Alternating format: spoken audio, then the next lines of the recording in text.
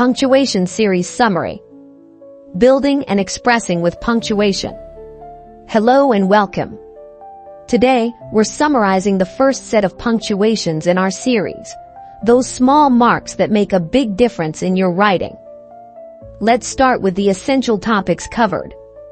The period, comma, colon, and semicolon, then the apostrophe, question mark, and exclamation mark. These marks are called the builders and expressors of punctuation. They help you build sentences, show meaning, and express emotion clearly. Now let's look at them in categories. 1. Sentence builders.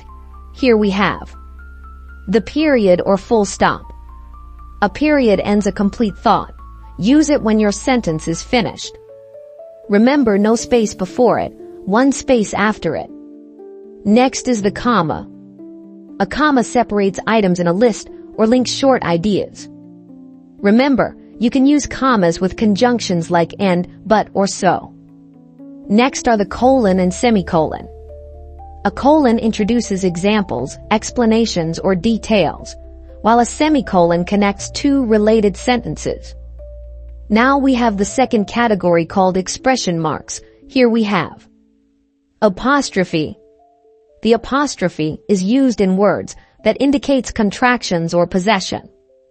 Remember, avoid using it for plurals. That's a common mistake.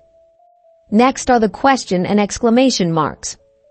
The question mark is used when direct questions are asked, while exclamation mark is for emotion or surprise. Remember, use the exclamation mark sparingly. Master these simple marks, and your sentences will speak clearly and confidently.